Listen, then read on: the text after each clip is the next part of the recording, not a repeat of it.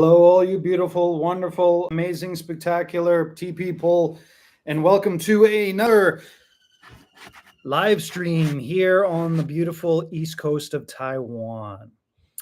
Today, we got a bunch of samples in from Mingjian, from my buddy Mingjian, who does really interesting teas with really interesting cultivars. And we've got a bunch of them here. And so I am going to be drinking these 5 samples. We will also be talking about what's going on with the tariffs and what's going on with the springtime teas and with all of those things. And as you can see behind me, there are finally beautiful mountains that are they're not quite green yet, right? So they're not quite green yet. Okay, that's right. They're not quite green yet. And they will be green, but they're not like the real beautiful, beautiful green color yet. Now, if you can see behind me, sort of there's an empty field behind me where you can sort of see that color green is what it's going to be like up in those mountains before long. Before long, those mountains are going to be that sort of green color. And as things go into the future, I'm actually kind of looking forward to it in the sense of looking back over these, as long as I don't get zucked or anything like that. But I'm looking forward to going back to these, but I don't think they do that anymore, right? But I'm looking forward to looking back on these and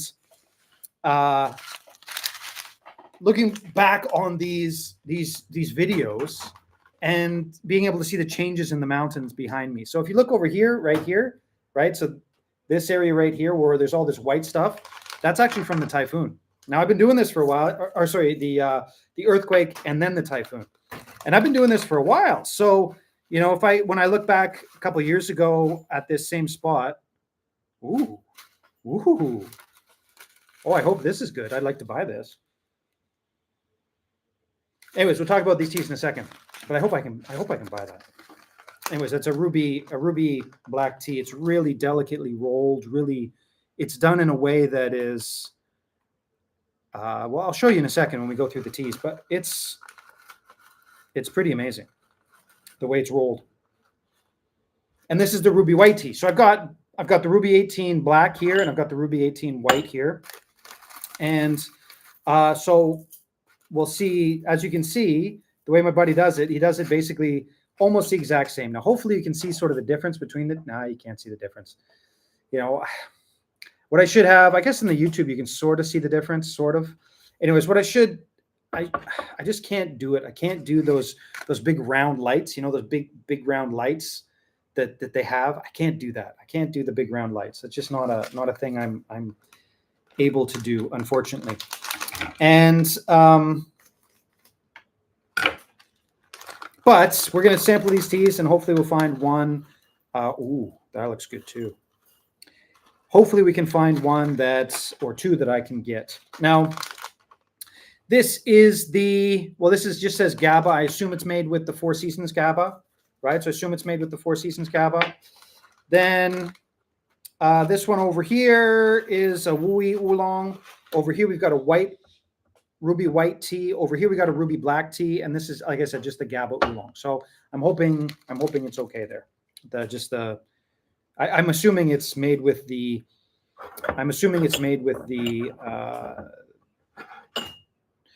This is the garden that does the dark floral GABA, dark flower GABA.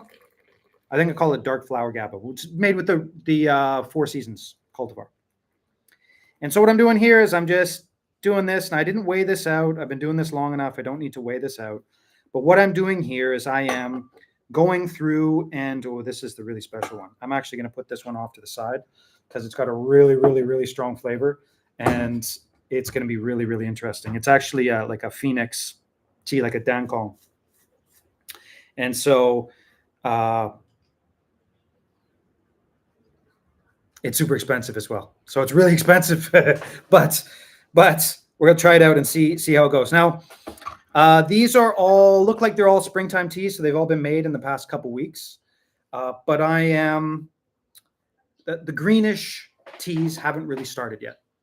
All right, so the greenish teas for this spring have not really started, obviously, except for the green tea, right? And that green tea, I still got enough of it left, but if you sampled the Sancha Green and you like it and you want more, you might want to think about getting more soon, because I bought a lot of it.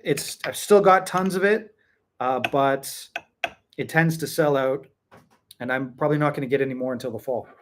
So it tends to sell out, and I probably won't be getting any more until the fall. Pretty good. Ooh, that is looking like it's pretty good too.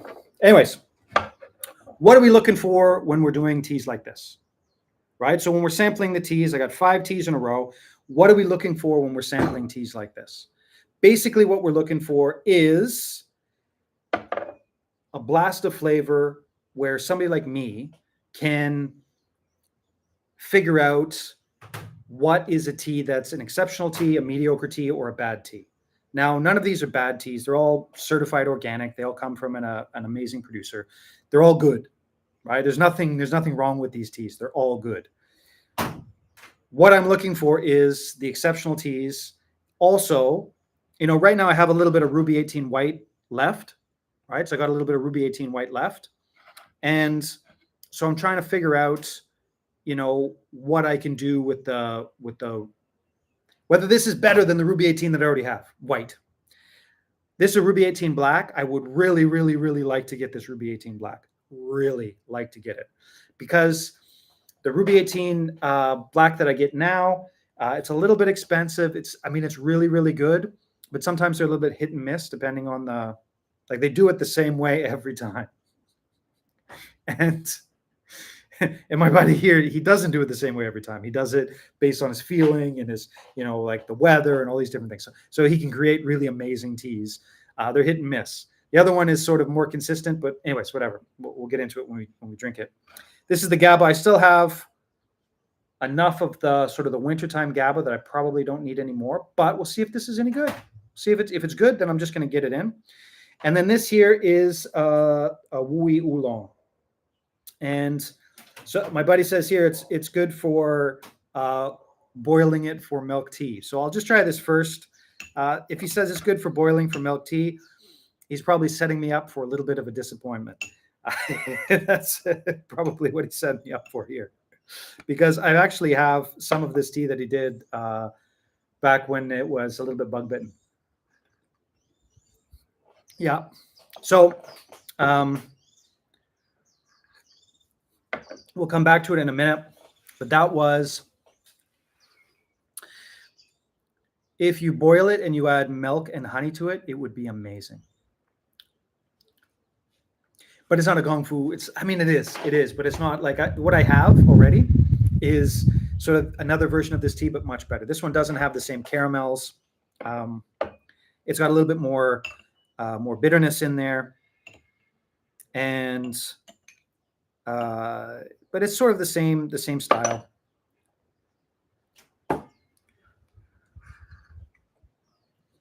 But another version of this tea I bought earlier, and it's just been sitting there, and it's just about ready to go.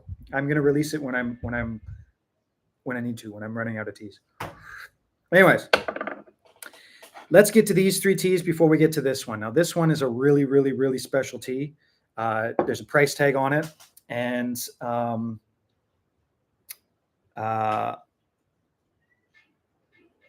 hoping it's good because I want to buy some.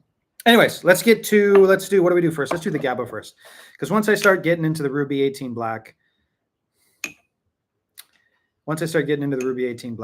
there's it's hard to clear out the palate after that, unless you're doing something very, very, very different. So the GABA is good, but basically I have the exact same tea still in stock, and so when that tea runs out, I know I can come back and I can get the same tea. It's great. So here are the 2 teas that are probably the most interesting of these, right? So they're the most interesting of these teas, and they are interesting. Oh, I just realized there's a drawing from years ago from one of my children. Anyways, Ruby 18. Ruby 18 is a tea that, well,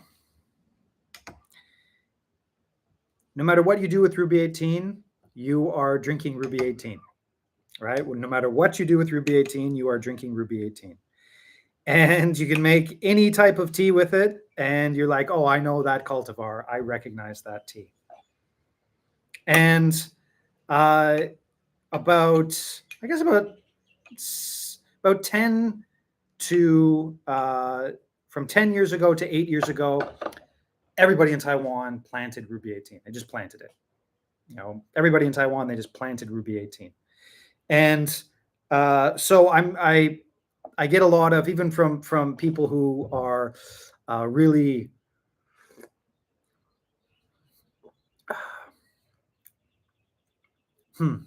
so interesting.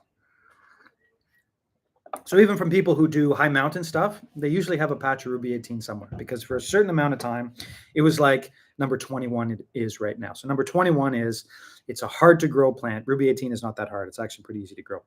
But the number 21, I want to get some of that tea, but it's so popular and everybody wants number 21, that black tea, because it really is. It's a pretty exceptional tea. And everybody wants that tea. And I'm surprised more people are not planting it. And it's hard for me to get, because all there is, like, they use so many horrible chemicals and they push the crap out of those teas because they can get a premium for it and blah, blah, blah. Anyways, I don't usually have number 21 on the site. And so I'm kind of sick of Ruby 18. But that's only because I usually have it given to me most places that I go.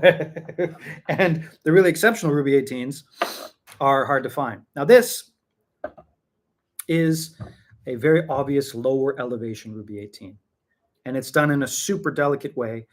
And this producer, I know he's trying so hard to really create something special, but it's really hard to create something special with lower elevation Ruby 18. It's just tough if you do it as a black tea.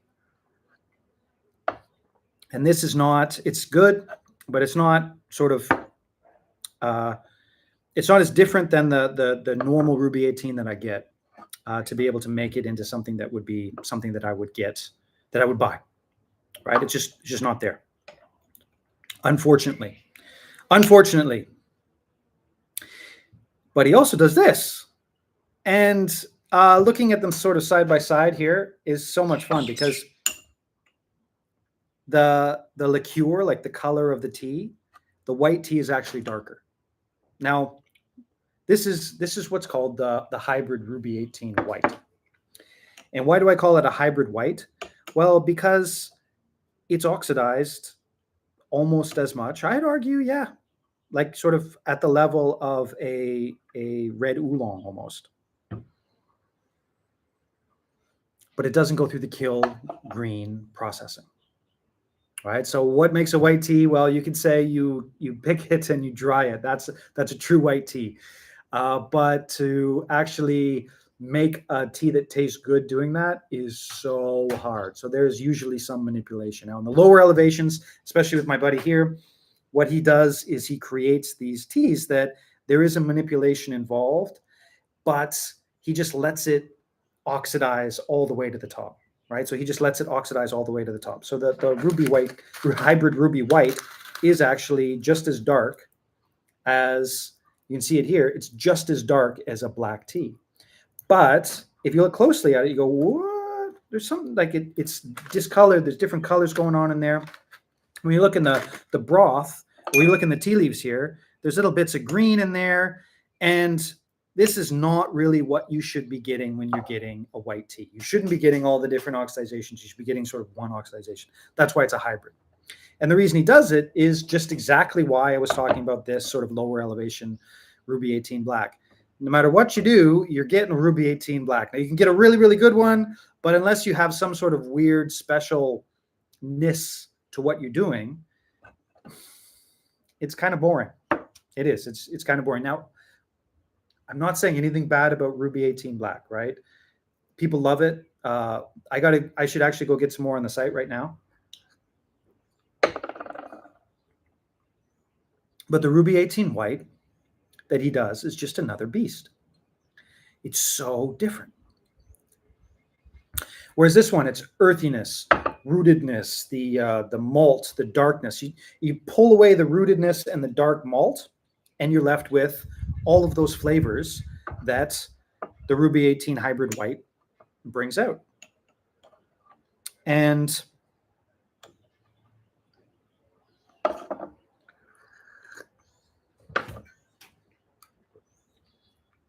this one, pretty good. It's lighter than the one I have on the site right now. I'd have to put them side by side. But I'm in no big hurry to get this.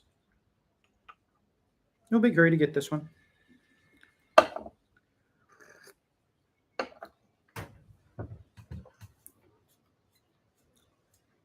It's a softer, lighter version. It's very similar to the one that's on the site right now. Actually, I have a pic sort of from January right now on the site. It's got a little bit more mint to it. And so that one's a little bit more minty, whereas this one's less minty. But it's still, a fun riff on the Ruby 18. When I sell out of that one, I can get this. Yeah, for sure, I can get this. And what it is, of course, is just what I said. The Ruby 18 cultivar, the things that you're getting from the Ruby 18, the spice, the mint, the fruit, but without the black tea maltedness, without the dark black tea stuff that's coming in the background, without that. It's sort of pulled out. It's so it's pulled out, and so you just get those other flavors that you always get with the Ruby 18. You always get the same flavors with the Ruby 18, but it pulls those out. It pulls those out. Anyways, here we go. Yeah, it's good. So when I need to, I can get some more of that. Now this here is the Phoenix tea, the Phoenix tea, orchid fragrance. And this is actually a really, really expensive tea. And the reason it's a really expensive tea is because in Taiwan, you don't get this tea. You don't get this cultivar. This is the Dankong cultivar. And these are the tea trees that grow up as trees. Now, the story behind sort of this garden and these tea trees is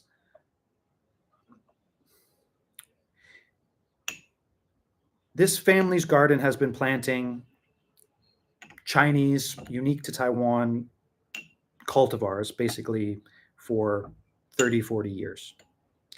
And one year they planted the Dankong, which was a while ago, maybe 20, 30 years ago. And they grew up for 10 years, 15 years. They got to be big trees, and they were making the most amazing tea. But then a typhoon came and knocked them all over like this. Hey, man, how's it going? And then another typhoon, and then they put them back up, and another typhoon came and knocked them like that. And because they knocked them down, when they were trees, then they all died. They had to pull them up, and it had to go through again. Is it processed like a Dankong? I'm not an expert, but yes, I think it is, right? So you can see the leaves here.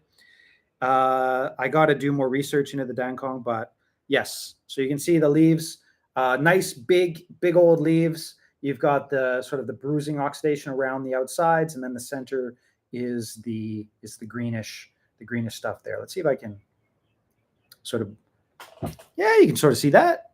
Yeah, you can see. All right, so that's sort of what, and that is, as far as my limited knowledge about Dankong is, I think that's how you do the Dankongs. But it's expensive. This is an expensive tea. And again, it tastes absolutely nothing like any Taiwanese tea. And it is absolutely beautiful. Now, written on here is orchid fragrance. I get this question all the time because the vast majority of people do not know what an orchid smells like. The vast majority of people in the world do not know what an orchid smells like. And it's also like saying, what does the smell of Uh,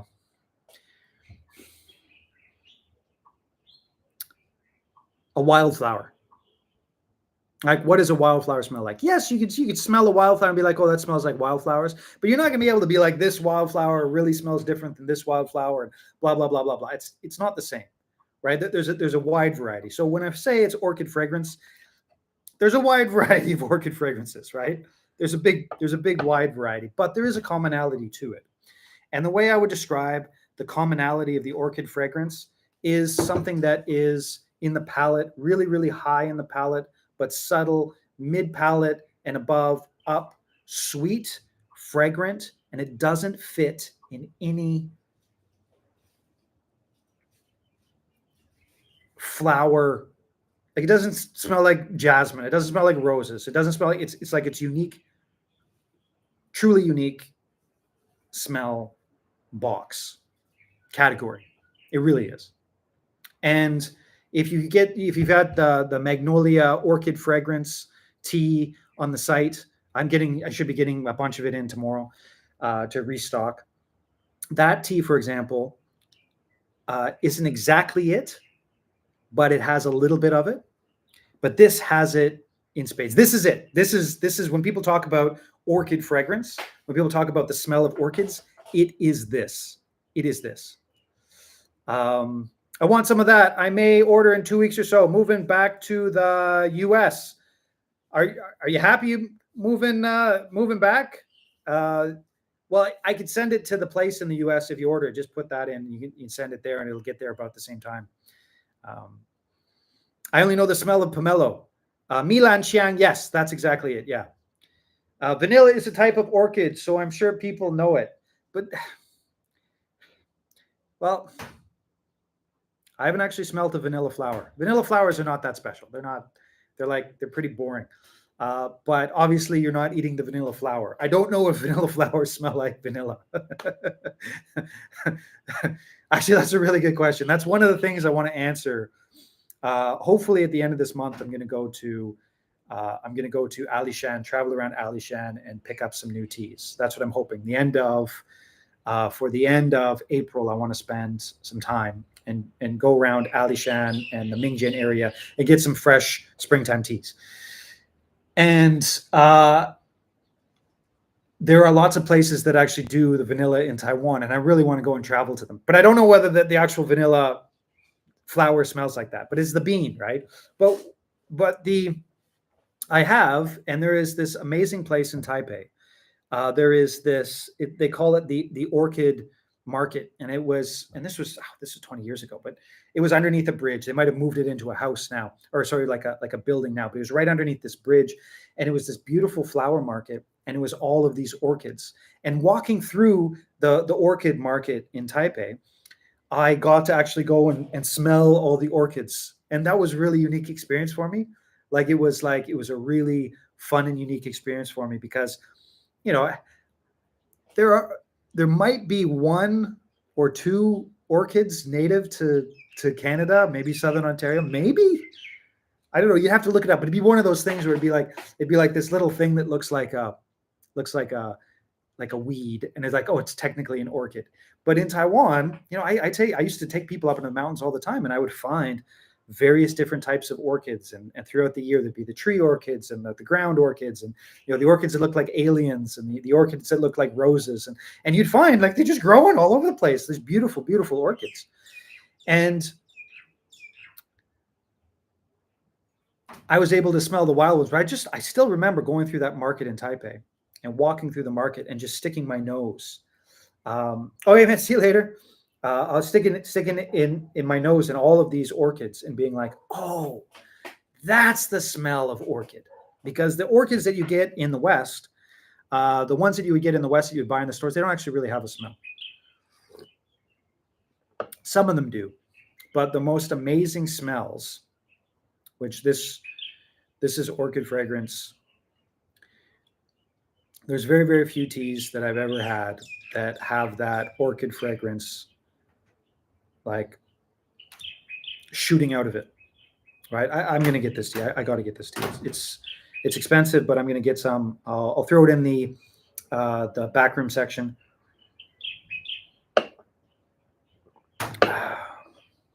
it's quite an amazing. It's quite an amazing tea. Again, it's expensive, but it's beautiful. It's absolutely beautiful, and it's got that orchid flavor. This is a cultivar that you just cannot get in Taiwan. You just cannot get this cultivar growing well in Taiwan unless you're in Mingjian, which it's like I always make the joke, right? How do they get the orchid fragrance into the tea? Oh, just the processing and the cultivar of the tea. That's where the orchid fragrance comes from. They don't actually put orchid flowers in it. But Mingjian is one of those places where the joke is you eat Italian food and you pee on the ground and tomato plants grow up. It's just so fertile. It's just an amazingly fertile place, and so you can basically get anything you want. That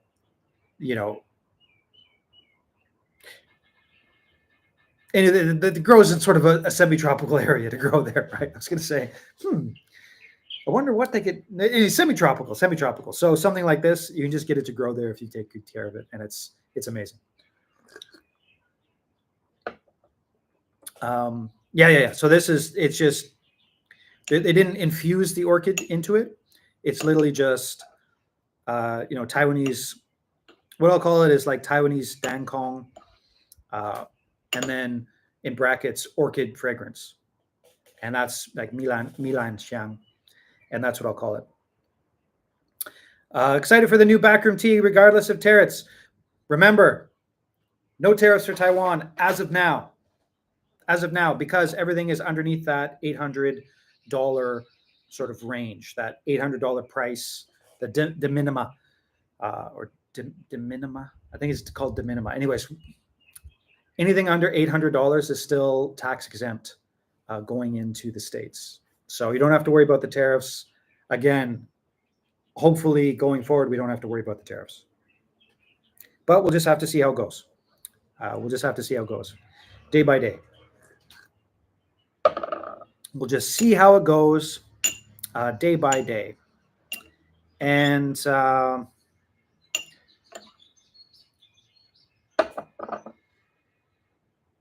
this tea will definitely be going in. I actually got another backroom tea today. It just came in.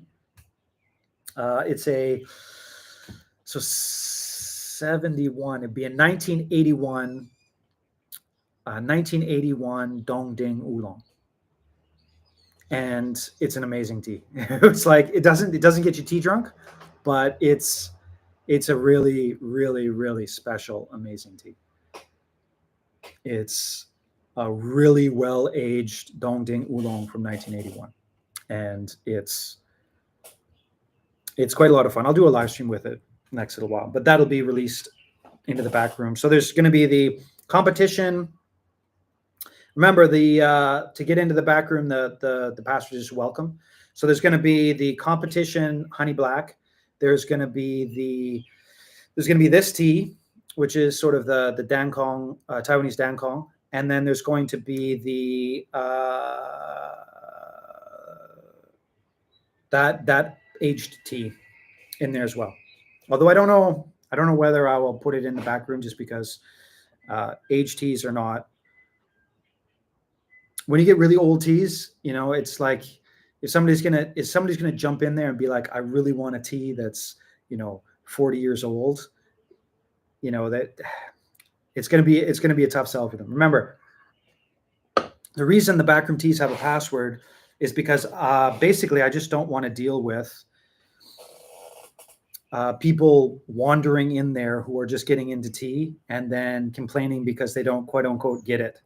And it's not to be gatekeeping, right? You just ask me, I'll give you the passcode. But I don't want people to be going in there because it's fashionable or whatever it is, because it happens all the time. Like literally all the time it happens. And people said this was a good tea and I don't get it. It tastes like an ashtray. Like that happens with the Dragon's Eye. I can't, it just tastes like an ashtray. I'm like, well, you never had like heavy charcoal roasted teas before, have you? Well, no, but that, it's like, and so I'm putting it back there, not to gatekeep, but to keep it as for people who will be able to be like, yes, that is what I want. So I'm going to have it. And even if I don't like it, I'll know that it's exactly what the description was, right? It's exactly what the description was. If I don't like it, I'm still noticing that's what it is, because they're expensive teas. And I just don't want the hassle. I just don't want the hassle. So that's why there is the sort of the backroom teas. And this one will go into it. I'm curious what people think about it. Then there is this 1981 Dongding that will go in there, and the competition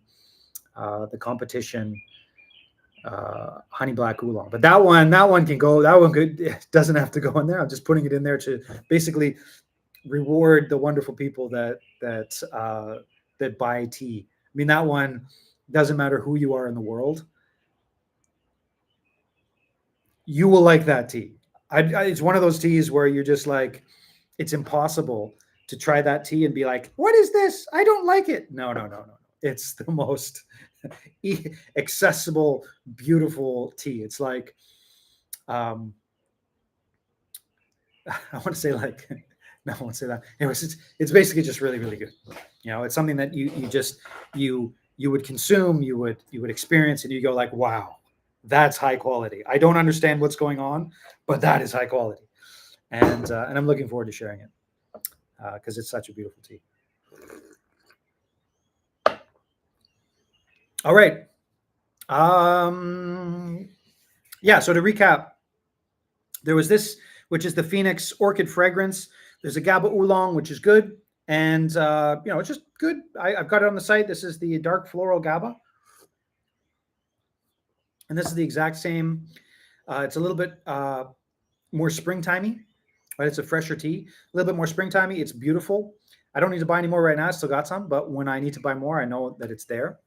There's the Ruby Black Tea, which is a fresh one, which is just, I think I'll pass on that one for now. There's another spot where I'll get some tea from there. Then there's the Ruby White Tea, which is the hybrid white. Beautiful tea. I always get it. When I run out this time, I'll get some more. It's just a, it's Ruby 18, but diminishing all of the black tea aspects, the malt, the earthiness, the rootedness, and enhancing the mints, the fruitiness, the spices, things like that.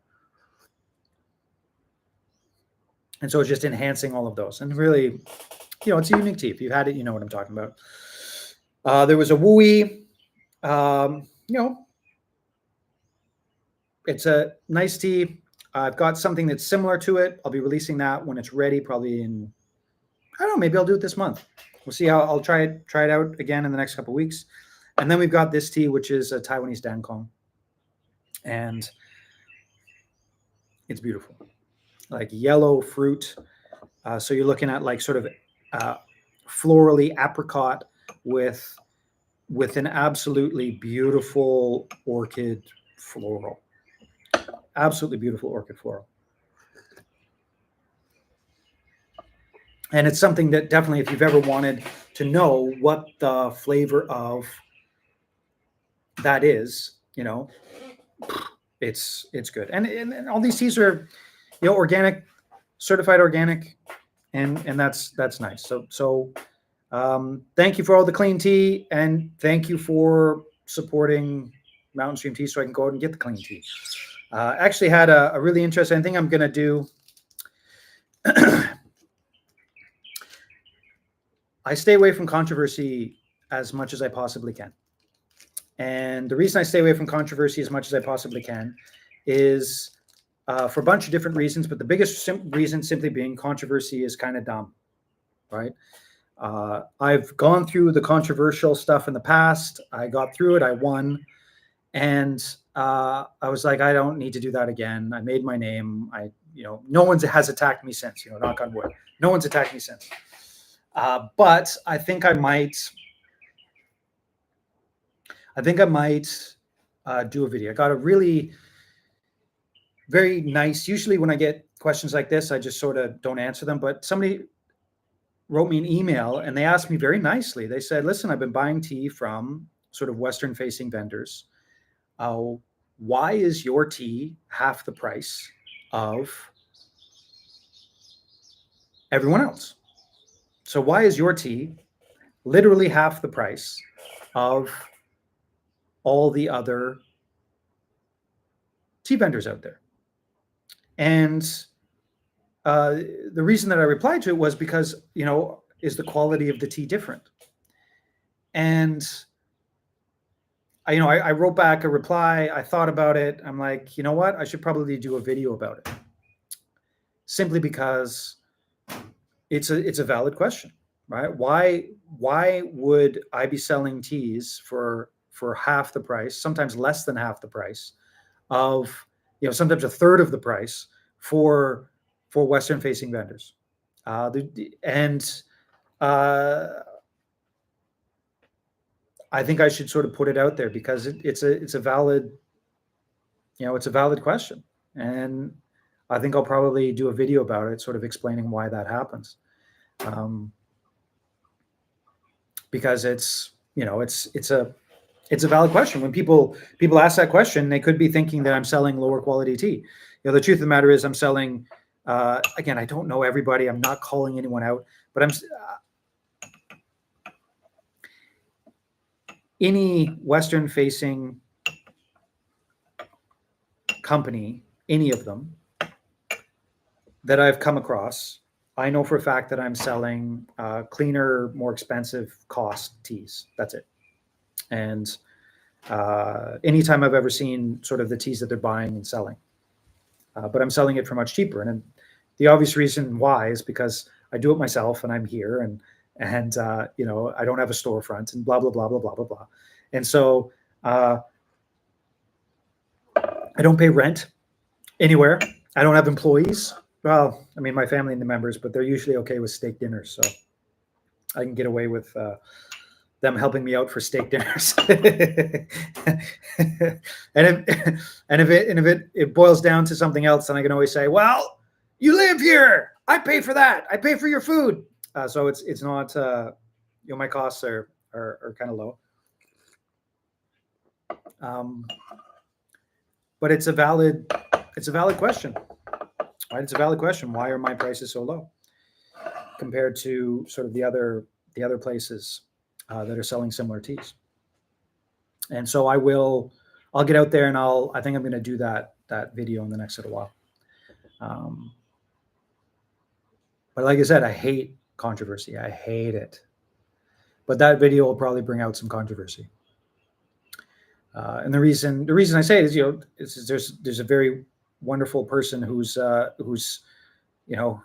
supports my family and I and our friends who make this beautiful tea, who says, thanks for the clean tea. And that's what I'm trying to do. I'm trying to get out the clean tea for an affordable price so that everybody has it accessible. And thankfully I've been able to do that from the choices that I've made. But we'll hope that everything sort of stays the same for the tariffs, or prices don't go up too much for our friends in the United States. I certainly hope that is the case.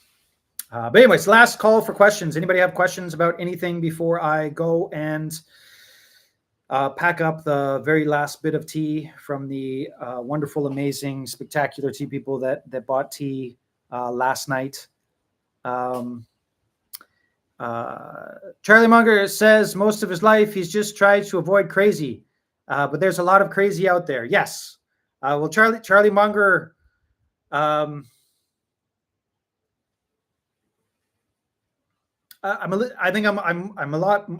more. I respect Charlie Munger, except that he's much too conservative. He's from another age, right? So he could just buy a company and sit in on it for 40 years, 50 years and be fine, right? My generation, our generation, chances are if you're watching this, your generation, you can't do that. You got to be a little bit more, you got to be less risk adverse, and you got to be willing to jump in there and buy Trump coin every once in a while. Yes, Berkshire Hathaway, right? But he's running Berkshire Hathaway, so he would just buy a big, value invest, buy a big commodity company, and then he'd sit on it for 40, 50 years and make billions of dollars. Whereas with us, you can't do that anymore, right? You just can't do that anymore. I know that. Just saying about the drama controversy. Yes, absolutely. And so I've gone through the sort of the controversy stuff in the past. I've been challenged and blah, blah, blah. But I feel like at this point, I'm going to probably go out there and say it again and help people understand the way that the tea industry works. Right. So how does the tea industry actually work? Where does the money come from? Where does the money go? What are you buying? Right. So if you're buying if you're buying a tea from somebody who gets, 50,000 views on YouTube, you're paying the sort of the famous premium, right? And there's nothing wrong with that. There's absolutely nothing wrong with that. But you got to know that that's what you're paying, right? So, anyways,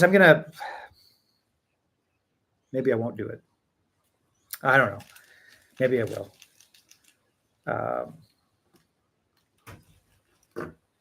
Right now, I don't have enemies. Well, as far as I know, I probably got a few, but I don't think I have enemies in the tea industry, mostly because I keep my mouth shut. I do what I do, and I don't talk about other people, and I would never talk about anybody else. But I also don't really talk about why my prices are cheaper than other people. Do it in your cool. Well, that's the thing. I don't know whether I want to. I don't know really whether I want to. I don't know. Once I do that, it would bring me up a level, and I'd probably get a lot more stress and a lot more orders. And I don't know whether I want to do that yet. And then I'd have to start doing the walking in the park YouTube videos with the microphone, and I don't know whether I want to do that. Because it'd be diolian. And diolian in Chinese means poking your face. It's like, right? And so you can understand sort of what that means, right? So if I'm walking with a thing like this going, blah, blah, blah, blah, blah, blah, blah, blah, I don't know whether I'd want to do that. I don't know whether I'd want to do that. I don't know whether I'm ready for that step yet. Although someday I will. I don't know whether it'll be about tea. Although now that I think about it, and again, thank you everybody for being here and being sort of a sounding board for ideas. That's one of the reasons why I love doing these streams so much. It'd be great practice because in general, tea people are awesome. In general, tea people are absolutely awesome. And yeah. So maybe I will do that. Maybe I will. We'll see. But a solemn promise would be I would never call out any tea company ever for any reason by name, for any reason ever. That just seems to me, when I first started out about 5 or 6 years ago, that happened a couple times. I remember the drama. And I don't think it's happened yet. No need to bring giant growth. The more people that buy the tea I love, the quicker it sells out. Well, dude, have you noticed? Have you noticed that the teas, anyways, from my perspective, the teas seem to be selling out a lot faster than they used to. They do, guys. I mean, they do. They seem to be selling out a little faster than they used to. It's and I totally agree. I totally agree. I absolutely and absolutely totally agree. Because I often wonder when I know how it works, right? So say for example, there's somebody who gets really big and all of a sudden they start selling their tea. You can actually, in social media, you can actually see this happen in real time. Somebody gets big, they start selling their tea. They have this one tea that everybody loves, and then they sell out of it. And then they get in the next batch, and the next batch is not as good.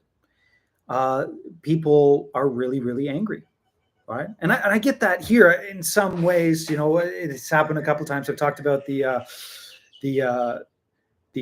pompous person who did the. I haven't looked. I think it's still there. I don't think he's taking it down, but the Pompous Ruby 18 Black, it's not up to my standards because of the season. But times that by 1,000, and people just go crazy. Like, it's not as good. You ripped me off. It's not the same tea. Well, different batches are different batches. And I don't think I want that headache.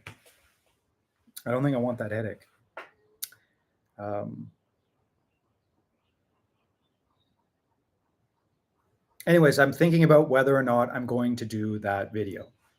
Why are my teas cheaper than other teas? I've already got a video out there. Sometimes I get these, and probably nobody will watch it anyways, right?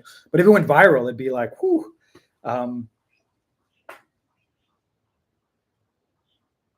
There is, I did a video, and it's still up on YouTube, about why my shipping is so cheap. And I put it out there. And I remember there was a tea company that was having problems with shipping. And I actually, and they reached out to me and they're like, how do you do such cheap shipping? And I'm like, I did a YouTube video about it. Like, here's the link to the YouTube video. I laid it out why the shipping's so cheap. And obviously that might be going away soon. We'll just see how it goes. But I don't know whether, if I did a full how does the tea industry work YouTube video, I don't know how that would go. I don't know whether it would go viral or not. But I don't know. We'll see how cheeky I feel. We'll see how cheeky I feel in the next couple months. But like I said, this person sent me this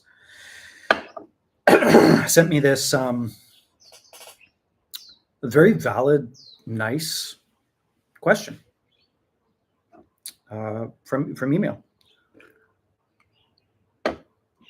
Why are your prices half the price of everybody else? And the last thing I want people to think is that I'm selling lower quality tea, when the opposite is true. In general,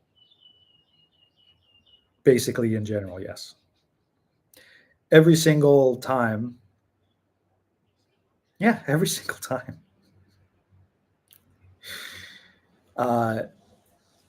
Try to think of an example where it's not true. Anyways, I travel around and I know all the people, and they're like, oh, this person bought this tea. I'm like, oh, awesome. Because I'm usually quite happy for my friends to be able to find other sources of places to sell their tea. But the people that are buying them, they're usually buying the lower quality versions of the teas that I have on the site. Very, very rarely are they exactly the same.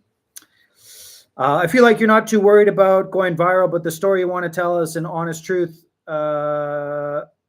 Clean tea for reasonable prices. Yes, and what I should do is probably just shut up and just offer clean tea for reasonable prices. That's probably what I should do. And if somebody attacks me, then I'll lay it out for them. But until I get attacked, you know what? I probably shouldn't. I shouldn't go searching for. I shouldn't go stir the hornet's nest, because I have no complaints. I have absolutely no complaints about the amazing people that buy the tea. The market, everything. No complaints, none at all. Never. Right? I've never complained. Well, maybe I guess for pompous reviews every once in a while, but that's so rare. Like, imagine running a business where you're doing high stakes, like expensive food products, and in a year you get one bad review, and it's not even like bad. It's like 3 out of 5, but it's pompous, and it sticks with you. And you still mention it all the time. Like, that's sort of my personality. And so if I open myself up to controversy and get attacked, then getting more of that, I don't want that. I just don't want it. I don't want to be around those people or interact with those people. And let's face it, at this point in the game, you don't even know if the people are real. Like I've talked about it, there's this this app that you can get where you live stream, and it's got the same sort of screen as Instagram. You live stream, and you're getting 200, 300 people watching, and you're getting likes and likes and likes, and you say, oh, da, da, da, da. And there's a AI generated comments, and like, what do you think of this? And you can literally get fake attention through this app, and that's terrifying, right? That's terrifying. And as far as I know, because I've talked to most of the people, I think you're real.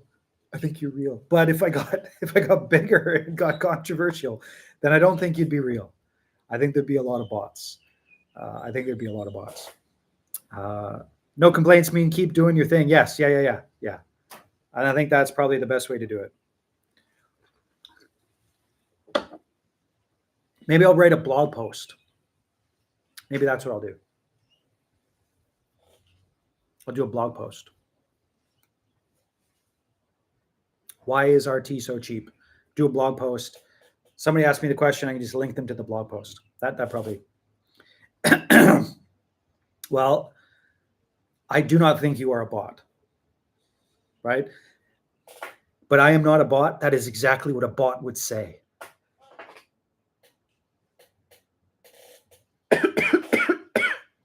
But no, I'm pretty sure you're not a bot.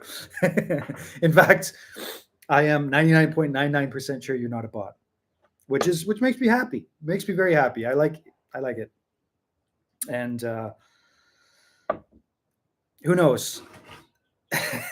Who knows? Maybe someday Mountain Stream teas get big enough, I can travel around and we can all drink tea together someday. Agreement. I've always been extremely fortunate and happy to purchase your tea. Hey, well, it goes both ways, right? I'm so thankful and grateful for the amazing people that buy the tea. And there was, like, for example, a perfect example on the Discord. Somebody wrote in and they said, every time I drink the Old Master Dong Ding, I get a soapy taste. Every time I drink the Old Master Dong Ding, I get a soapy taste. What's going on? Now, if it was a bad person, they'd be like, you're lying. You're all lying. It tastes like soap to me.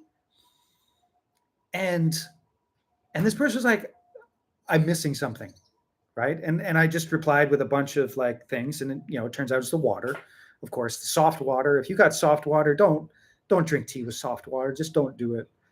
Just don't. It's terrible. Destroys the tea. Just don't do it.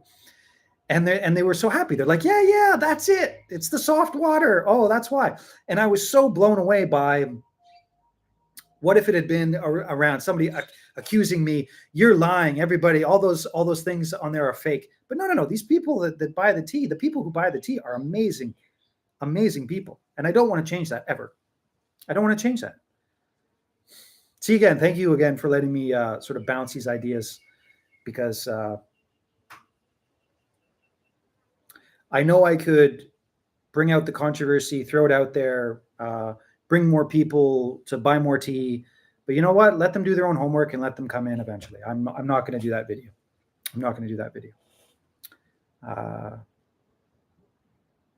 It's not right. It's not right to do that video. So I'm not going to do that video. Bots are people too. Hey, well, I guess it depends on who you talk to. Kim, have you been talking to a lot of ChatGPT recently? Just throwing it out there.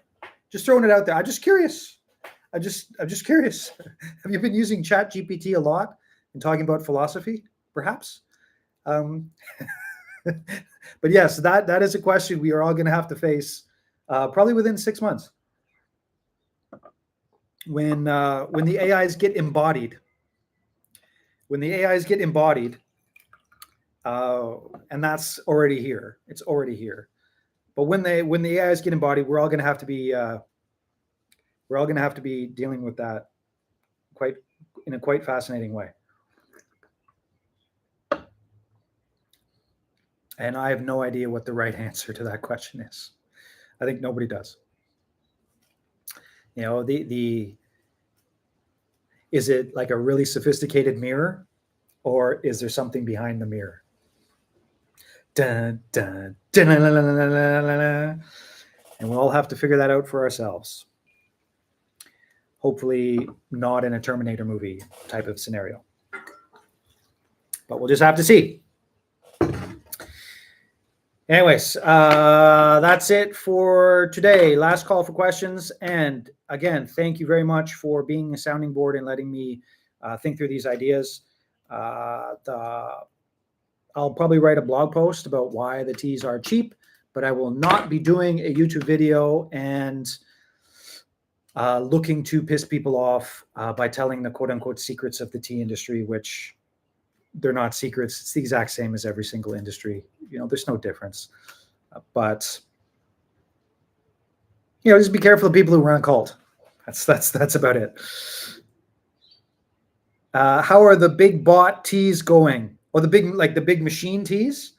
That's something that has been going through my mind in a very, very extreme way, because with everything that's going on with China, there's people who buy really, really large quantities of tea. And they're not really looking for high quality. They're looking for a high amount, and they're looking for clean tea. And that big old machine that does that might be able to fill that gap for less than 150% tariffs. And so that might be something that I should go and sit down seriously with my buddy and talk about and start looking for it. Don't do the video. You're bigger than that. And if you're already selling out and you're not looking to get any bigger, then sit back and do your thing. Basically, yeah. That's what I'm going to do. And I have no complaints, right? None at all. And there was a guy, very nice guy by all accounts, but I remember when he was first starting out, he really went after, like he courted controversy and to get engagement when he first started. Thankfully, he stopped. But it was quite interesting to watch it happen. But I'm not going to do that. But I'll write a blog post and put it on the site. I've already written the blog post and that answer to the email. So actually, I'll put it on my list of things to do today. So I'll post it.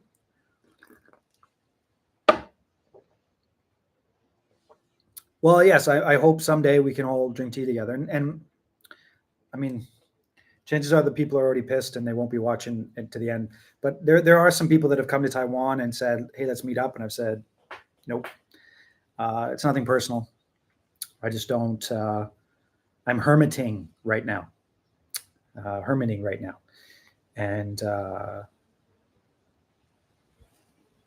we'll see how it goes. We'll see. In the summertime, I'll decide. Maybe I'll do a harvest trip in the wintertime this year. I'll see how it goes. But I do hope we can all drink tea sometime in the future. Okay, that's it for now. Again, thanks for being the sounding board for that, everybody. If you have any questions about this or anything else, yes, the hermitude, yes, that's exactly what I'm doing right now. And enjoying it. I'm going to go and eat the same thing I eat for lunch every day, which whatever. I'm just going to go and eat it because it fills me up and it's great, healthy, good. Anyways, wherever in the world you happen to be, I certainly hope you have an amazing evening, night, morning. Sleep well. Have a wonderful day tomorrow or the rest of your day today. Thank you for watching, and we'll see you next live stream. Oh, wait, here.